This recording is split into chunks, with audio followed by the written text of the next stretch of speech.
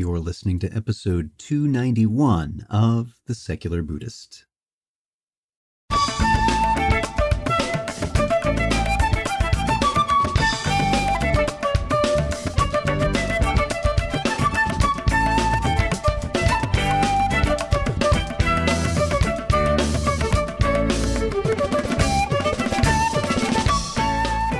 Welcome to The Secular Buddhist. I'm Ted Meissner. The Secular Buddhist is the official podcast of the Secular Buddhist Association, a grassroots-driven effort to answer the needs of secular teaching and practice for contemporary society.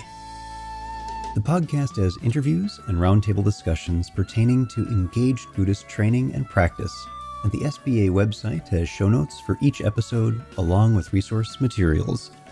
Though the podcast focuses on core practices from a secular viewpoint, more traditional teachings are welcome and openly discussed. Anurag Gupta joins us to speak about how implicit bias has much to teach us about relating to one another in our sanghas.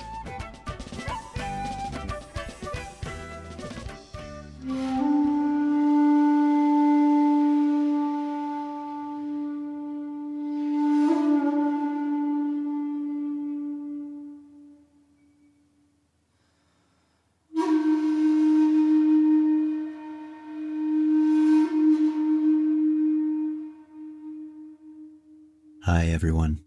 Before we begin today's episode, I'd like to mention that this podcast and the supporting website, discussion forums, our live online practice circle, and other services provided by the Secular Buddhist Association are supported by you. If you find this podcast or any other offerings helpful to you in some way, I ask that you take a moment and visit secularbuddhism.org and click on the contributions button. There are many ways you can help, which are listed on that page.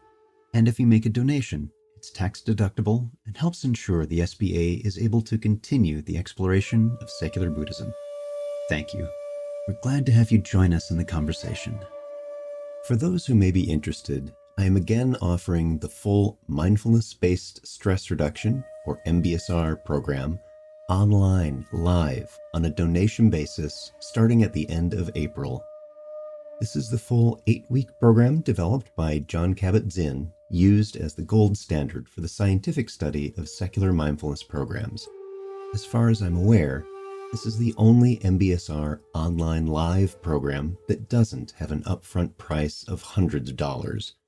At the end of the program, participants simply make a donation that they can. To find out more, to apply, please visit presentmomentmindfulness.com. What biases do you have? What may come to mind when you hear that question may be a list of what is known to you, and it may be accompanied by some sensitive feelings about it too. Yay, bias is finally being asked about. Or, ooh, that's not Dharma. Dharma is about dissembling unhelpful identity constructs. What may be difficult, and it may even conflict with our ideas, our templates about Buddhism, there is value in honest, open exploration of what's encountered in life, including bias, what we see, and perhaps especially the bias we may be ignorant of. Anurag Gupta, or Anu, is the founder and CEO of Be More, a social enterprise that employs in-person and online training programs to eradicate bias. He's also a licensed attorney, an academic researcher, and a mindfulness expert. Prior to founding Be More, Anu worked with various social enterprises and research institutes globally on improving health and social outcomes for neglected populations. His work has been profiled on the Huffington Post, NPR, and the New York Post. He has trained over 3,000 professionals in hacking bias, including Middle Project's annual conferences, the National IHI Forum, and the Cavendish Global Health Conference. So, sit back, relax, and have a nice community. Our guest today is Anurag Gupta. Anu, welcome to the podcast. Glad to see you again. It's wonderful to be here with you, Ted. For those who are listening, Anu and I ran into each other at a Vedana retreat at Berry Center for Buddhist Studies, and there was an outstanding presentation that he gave on bias. And so I thought that might be a very good topic for us to explore here. It's not something we've gotten into very much, but let's start by having you tell us about your background. Absolutely. Well, thanks so much again for having me on your podcast. And I'm just really thrilled to be here. My background is multifaceted, I would say, in various different dimensions. I think professionally, I think of myself as a lawyer, as an academic researcher, as a social entrepreneur, but I've had a pretty long journey with mindfulness meditation.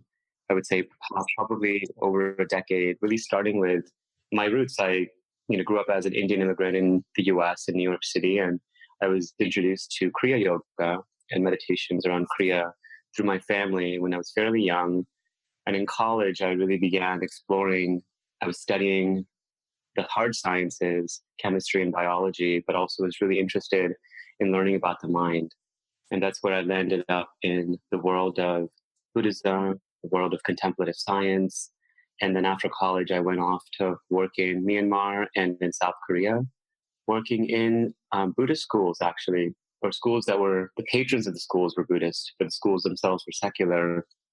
Then really got to explore and understand the practice of mindfulness as it's been taught and received, and it's part of the fabric of a lot of East Asian and Southeast Asian countries for over a millennia. And for me, that's when I first really began to encounter how the mind is shaped and also the role of bias. And when I say bias, I really mean bias between people. So, of course, we have biases with respect to the ice cream flavors we like, or with respect to knowing the difference between a cat and a dog, or a dog and a tiger. Like, these are important biases that we have. But when I say bias, I really mean the differentiating factor that allows us to assign value to human life.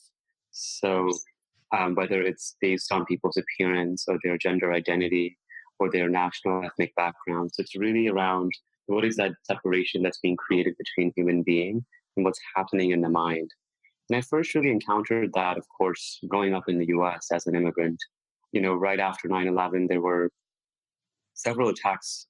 I wouldn't say attacks, but just verbal experiences that I've had that people were comparing me to Osama bin Laden and the terrorists just because of the way I looked. And for me, it was surprising because, as someone who has a very nuanced identity, I was like, wait, no, my family is not Muslim. No, my family isn't Arab. No, we're not. But, I was trying to be defensive, but I was like, wait, it doesn't matter what we actually may be. But there's a perception in the minds of a lot of people and how they're seeing and viewing me. And how does that impact the day to day interactions they have with me? How does that impact their willingness to engage with me as a friend, as a colleague, in hiring me? So that was kind of a journey that I was taking in Burma when I first began seeing the application of this work between various ethnic groups. So the school I was working in was very diverse with over 55 ethnic groups and religious diversity, ethnic diversity. And I began seeing that very similar to what was happening in the US. This was in 2006 at the time. It was also kind of global. So that's kind of started me on a journey to really explore bias and what it means, and also its impact. Where does it come from? How does it operate in the mind? And its impact in our society. And when it comes to the US, I mean, the impact is very clear. I mean, we know a lot of stories that we read in the media that are, kind of just one offs. But if you think of a systemic level impact, it's relatively huge because, and I would say unconscious bias is what is the crux of it, because most people don't have the intention of differentiating people, but it's just automated. And we can go into the definitions in a little bit. But, in terms of education levels, 1 in 2, children of color attend poorly under-resourced schools compared to 1 in 11 white children. So that's really about environments that kids are going up into. And then the faculties of the mind that are cultivated in those schools to then allow them to really fulfill and unleash their full potential. So, I mean, I'll leave it at that. But now I have a, startup, which I founded almost 4 years ago. And our goal is to really unleash human potential by eradicating unconscious racial and gender bias. Mm-hmm. And that by offering in-person and online trainings to professionals in 3 particular industries: in healthcare, in law, as well as in finance and banking. The goal really is to transform the human consciousness in a way using a lot of proven skills so they can, these professionals who are, at the end of the day, share these deeper values around compassion, humanity, and service. They can save more lives, reduce wasted costs, and improve, their performance, their team performance, and organizational performance. So, bias is a core aspect of your work. So, maybe it's a good time for us to go a little more closely into what you mean by bias in the context of social interactions. So when you think of bias, there's two types of biases. There's conscious biases and there are unconscious biases. Scholars call them explicit or implicit bias. I mean, it's just semantics. But conscious bias is one is aware of one's beliefs about a whole group of people. And again, we're talking about biases with respect to human interaction. And then there's unconscious biases, which are ingrained habits of thoughts that lead to errors in how we perceive, reason, remember, and make decisions. So I'll give you an example. With respect to a conscious bias, one conscious bias that's very, very pervasive in our society is about, people that are overweight. It's very much, oh, you must be unhealthy, you must have an unhealthy lifestyle, you don't take care of yourself, you're going to be more receptive to disease, a whole host of associations. And also, it's not pretty, like you're not attractive because you're overweight. Now, that is again something that for a lot of us, even in everyday conversation, I'm going to get so fat if I eat this. It's very conscious and it's become something that's accepted. That's a conscious bias. Now, it could also happen with respect to race and gender, having conscious beliefs that, and we come out of a political season, but certain things are said about Muslims, for example, or Mexican Americans or African Americans. So these are very conscious beliefs about generalized to a whole group of people. Now, most of us, and this is pretty much shown by the research also, don't believe these things. They're like, oh, these are just stereotypes. So and we say that out loud, these are just, those a few of us that are just saying them to rouse us. But of course, there's only one human race and we all are the same. But unconsciously, there are these associations. And for us, that's what's interesting because it impacts the way we perceive, reason, remember, and make decisions in day-to-day life. Malcolm Gladwell wrote this book called Blink. He's really talking about those snap-second judgments that we make about people without really knowing them, but that may impact lives on the one hand. But it's also a lot of micro decisions. So, for example, this has been shown over and over again. On average, doctors prescribe lower doses of pain medication to darker skinned patients. This is from toddlers to senior citizens. Now, what's going on? There's an unconscious belief that black skin or darker skin can withstand more pain. It has less sensitive nerve endings. Now, if I say that consciously, and they're like, that's ridiculous. I don't believe that. And this is not just white doctors, it's all doctors of all colors, right? Because that's just how unconscious bias operates. But it's in that clinical encounter that this is happening. Judges, for example, sentence black men on average 18 months longer than white men, controlling for all other factors. And of course, if you ask the judges, like, no, I'm withholding the law. But what is that unconscious association with respect to the humanity of the people in front of us? And for us, it's operating in the unconscious. And that's why the mindfulness practices are so beautiful around this, that we can make the unconscious conscious in order to really transform the impact of these biases in our day-to-day lives. Yeah, I think that would be a good segue for us to open up this aspect that implicit bias is an inherent part of being human. And you and I have both seen spiritual bypassing used as a way to avoid the fact of implicit bias. So what are some meaningful ways to counteract these effects? How do we work with those biases we have and may not even be aware of? Well, so this is where I feel like it's really fun for me because implicit biases are part of being human. If you think about it from the fight, flight, and freeze response, that's very much in the nervous system. But these implicit biases and unconscious biases that we have towards people are not inherent, they're learned. These are ingrained habits of thoughts. So this is why the distinction is so important because a lot of times spiritual bypassing, as you mentioned, happens because People are like, well, I can't do anything about it. I was just born this way. Actually, no, like neurons that fire together wire together. So a lot of reason why we have these biases, let's say, towards darker skinned people or towards women or gay people or religious minorities, these are learned habits from our surroundings. There's a whole set of root causes that are responsible for them. But once we make these unconscious biases conscious, we can begin to transform them. And for me, the exciting part about transforming them is to really being able to unleash our full potential with respect to the relationships we have, with respect to how we think about the world and ourselves in the world, and also what our full potential is as human beings. Underlining a lot of these unconscious biases is fear. It's fear of the unknown. It's buying into certain thought patterns, certain stories about people without really getting to know the people. And as someone who's traveled the world, worked in various settings, both in the US as well as abroad, I can tell you people are people. And they have the same petty concerns everywhere. Yet also they have the same beautiful potential to thrive, to create peace, to live with a, a life full of meaning wherever you go, whether it's, in Malaysia or Bosnia or Mexico. So part of it is really reminding us of that. And implicit biases are these veils of delusion, as we say in the Buddhist psychology, that create that separation between people. So maybe let's chat about this. I'm curious about how in your travels, how have you seen bias manifest in Buddhist communities? How does that show up?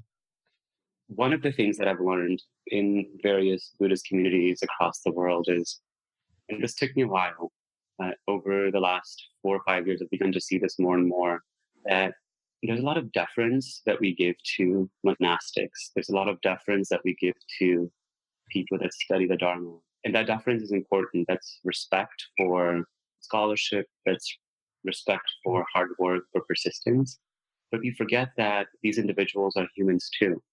And just as the 10,000 sorrows and joys that ail my life are also present in their lives, the hindrances that we speak about around greed, around aversion, around doubt, they experience that just as much as we do. They're just honing the tools. But again, it really depends on the person who's honing these tools and what the intentionality behind those tools are. So I think that was one of the biggest teachings that I've had in working with multiple communities across traditions, from the Chan communities in Taiwan to, San and Zen communities in Northeast Asia, to a lot of Theravada communities, both in Asia as well as in the US, where I primarily sit and practice. And I think the Buddhist communities, one of the things that's been really interesting for me as someone who's practiced extensively internationally is the lack of, I wouldn't say diversity, it's the lack of presence of a lot of individuals from various Asian traditions. And that's been fascinating because a lot of these teachings do come from Asia, and there's a lot of Buddhist immigrants in the United States, but there's a way that our Western Dharma has evolved that I think because of a lot of implicit biases feels exclusionary to the individuals who have been practicing these traditions for thousands of years. And then there's also a hierarchy around, well, this is purely based on science and that's ritualistic and this is better and that's worse. Or it seems that this is better or worse. It's not said, but there's a way that we create our own internal compasses around it. So that's like one thing that I saw. I was on the founding member team of Buddhists for Racial Justice. This was right after the Charleston attack in South Carolina, where a white supremacist killed about 12 individuals in an African American church. And it was Tara Brock, Hugh, Reverend Angel, Eleanor Hancock, and myself who kind of came together amongst other many, many other Buddhist people, just as a convening body to be able to talk about these issues more openly within Buddhist communities. Because there is, like you said, a way for us to ignore the real suffering of, bias, in this case, conscious bias, right? Mm-hmm. It was very much a racist attack. It wasn't implicit in any way. But even that, being able to acknowledge, recognize, and really be able to be with the pain of that in our Sangha. And that's what comes up a lot in Buddhist communities. So I sat for people of color groups for years before I kind of moved to the bigger sanghas, largely because I felt like my stories were not being seen or recognized. My day-to-day concerns, when Dharma teachers are sitting on a pedestal or sitting behind a dais, we're talking about a lot of day-to-day issues with our children, with our family members. But we're not talking about, the ways our lives as different people, as you whether it's people of color or gay people, or how it's impacting our day to day, and what does the Dharma have to teach about that? And that's where I think it begins to feel like, I think for a lot of, and I will just speak from my perspective as a person of color, I felt very numb in those communities.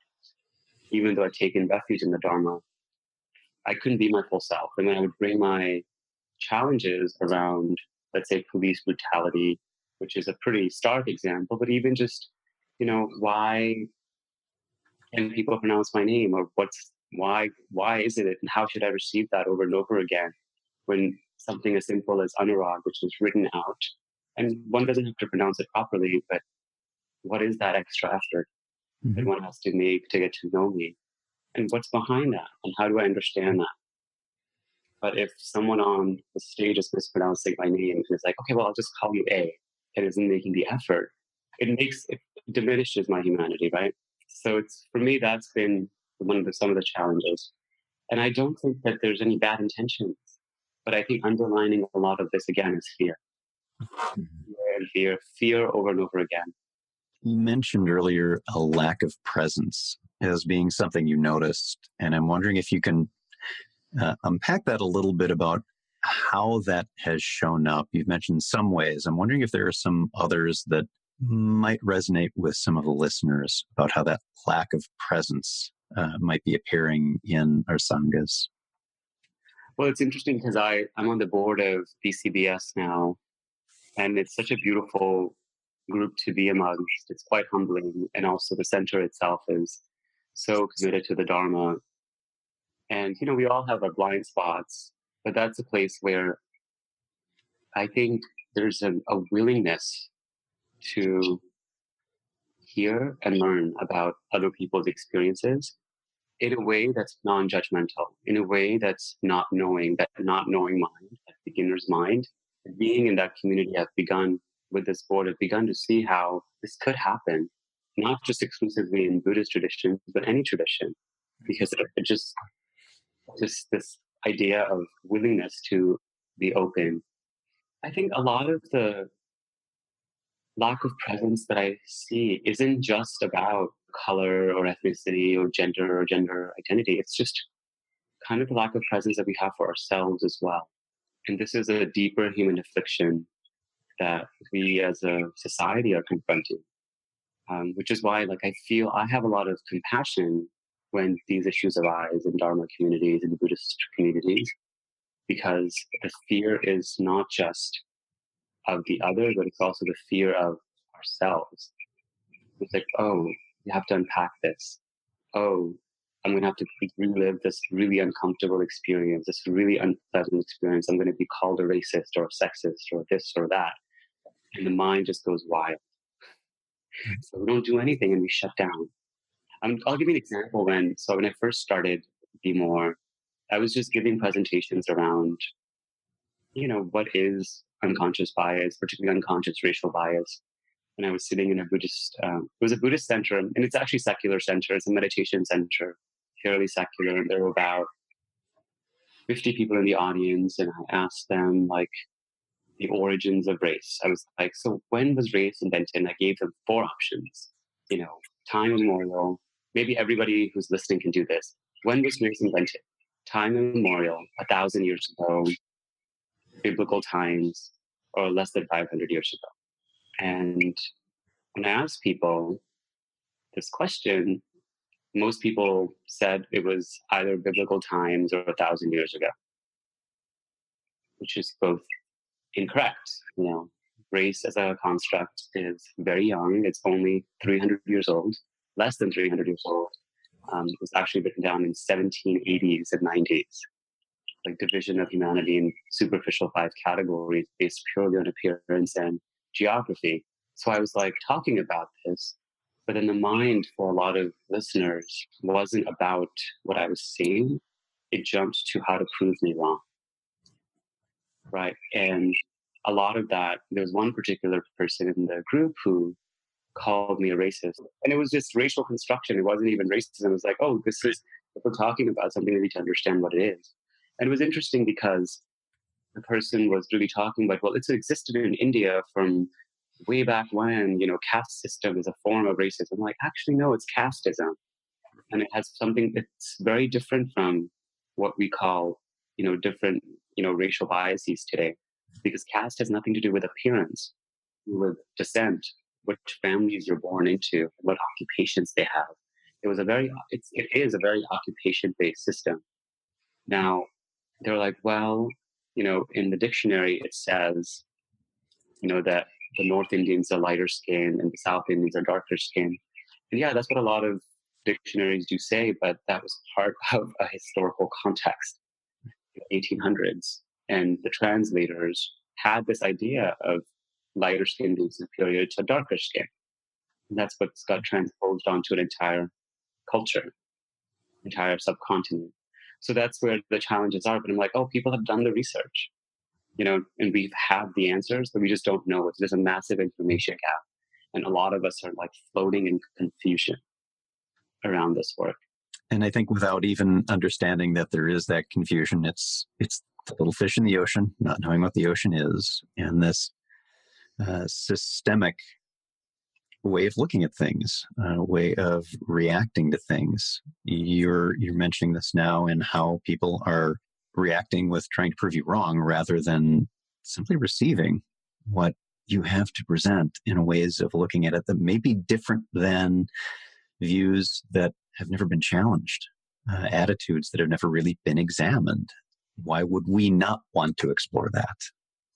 Yeah, and also just taking a moment to question what is it that I'm believing about another human being because they happen to wear certain headgear, or because they happen to wear clothing or have tattoos, or have dark skin or African facial features, or choose to wear their hair a certain way. What are those beliefs? Where do they come from?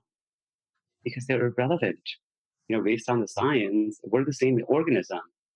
And it's so beautiful that it's being manifesting in so many different colors and so many different ways and so many different body types and so many different ideologies. The way we adorn our bodies, differs from Native American traditions to various Islamic traditions to African and South American communities. And that's beautiful, right? So that's, again, a product of human imagination. Can we really see it as that? Or do we have to be like, no, this is the right way and that's the wrong way? And because you're on the wrong way, you must, we have to dehumanize you and then eventually eliminate you. And that's the kind of binary thinking that's kind of captured the human imagination over the last few centuries. But I do think we're part of this evolutionary consciousness where that is what we are looking to shift, as, people working in contemplative communities. So what are the ways in which those contemplative communities, ostensibly with the gifts of mindfulness, what are ways in which those communities can counteract these ideas that may never have been challenged? There might even be an awareness of what are the things that they can do. Well, first, I think and this is what we do at Be More also, is the best way to hack bias is to know the other person, right? And it's not just knowing one or two people from each community as token representatives, it's really knowing people's stories. And this is the quality of individuation. So what is individuation is something we teach.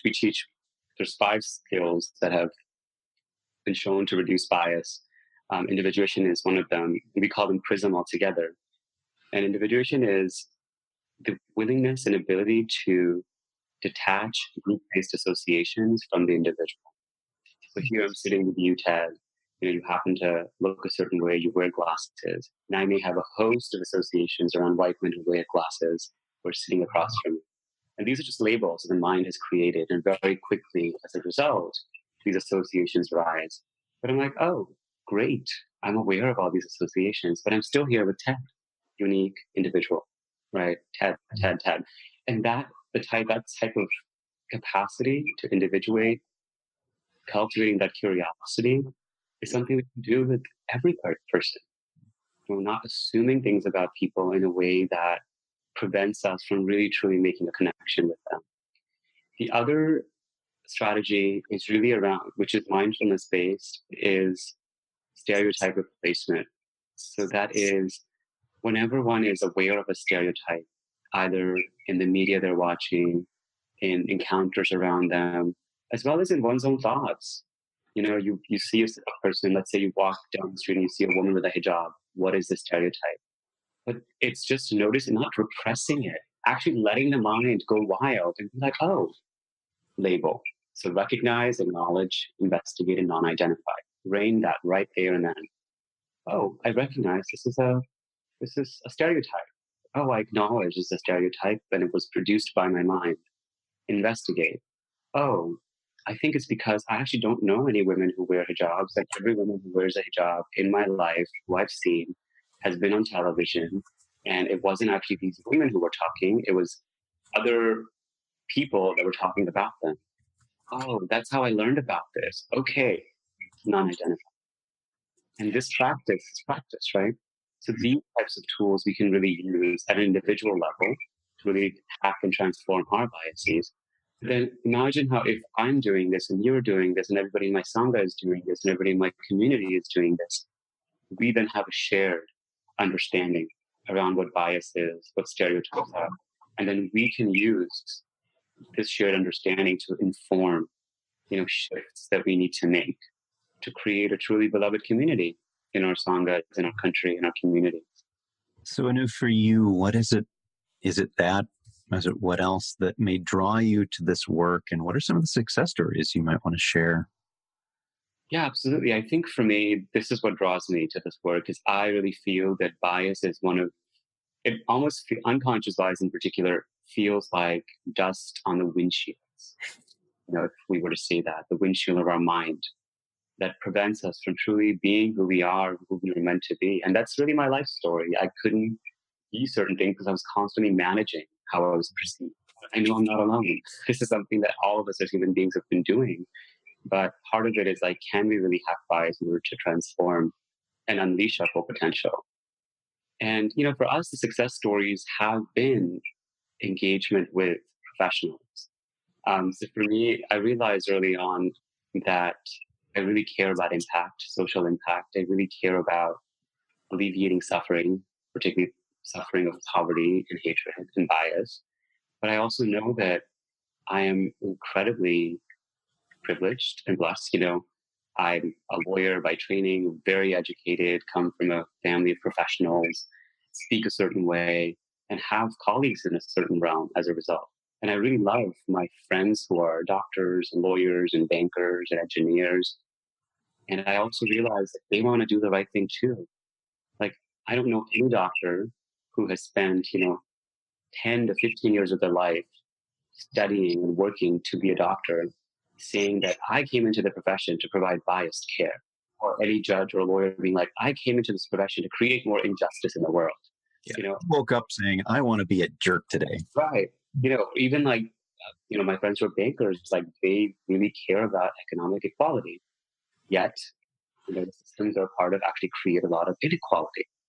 So part of it is like the individuals in these groups are actually, they're actually really aligned with a certain set of values. Because of unconscious bias, because of these blind spots, they're unable to truly live into those values. So we were doing an 8-week course called Prism in Practice, and there was a woman in our course who was African American, very senior director level role in a kind of coveted job in the government. And she, when she came in, was just about to quit her job because every day she felt that her credentials were being questioned, her abilities to perform at her job were being questioned. She couldn't get anything done. She just couldn't build consensus. And a lot of this was because, she just felt as a Black woman in this world, she had to be a certain person. She had to constantly manage how others were feeling about her. She also had to manage her emotions around that, particularly living in an incredibly heightened times right now where a lot of, Black bodies have been under attack.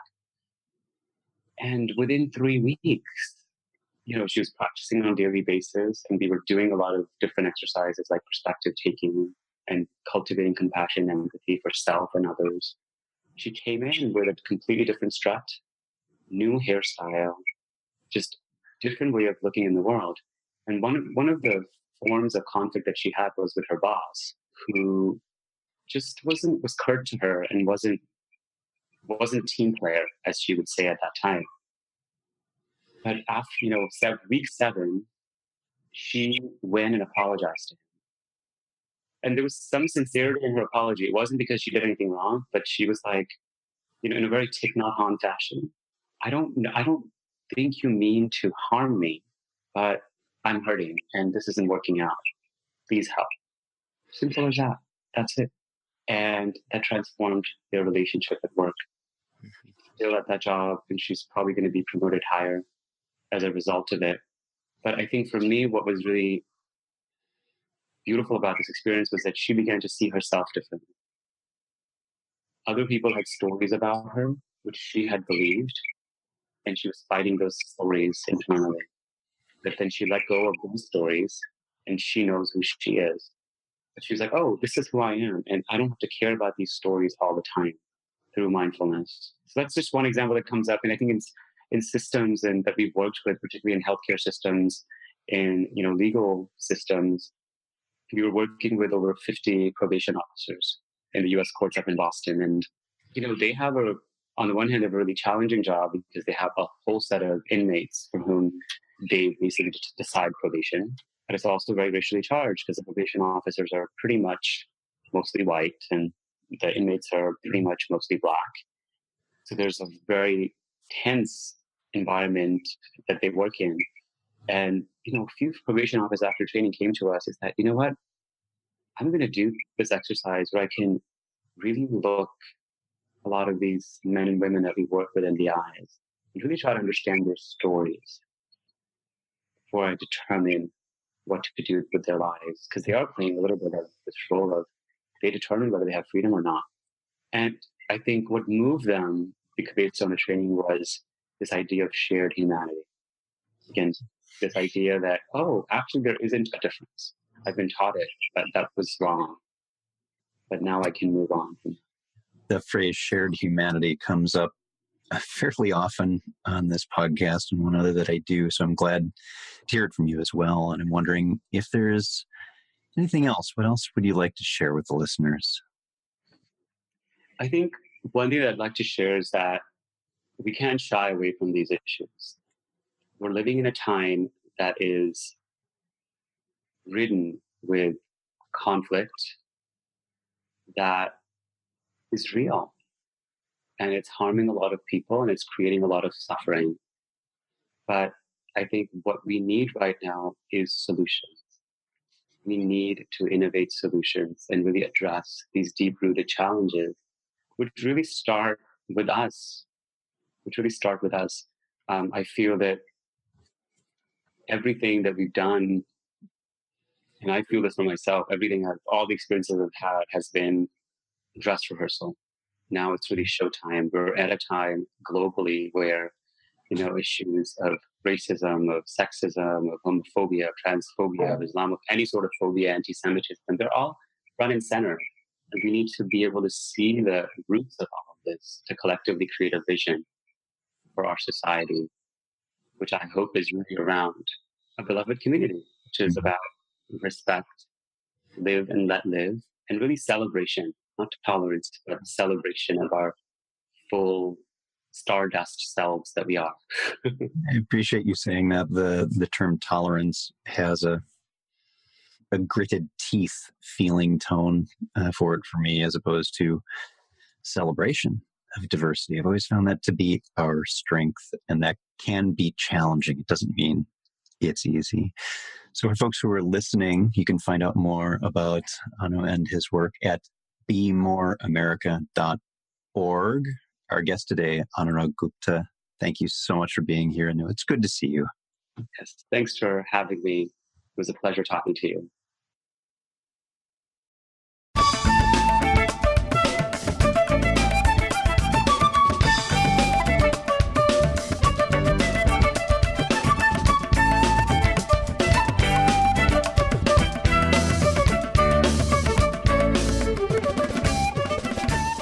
Thanks for listening.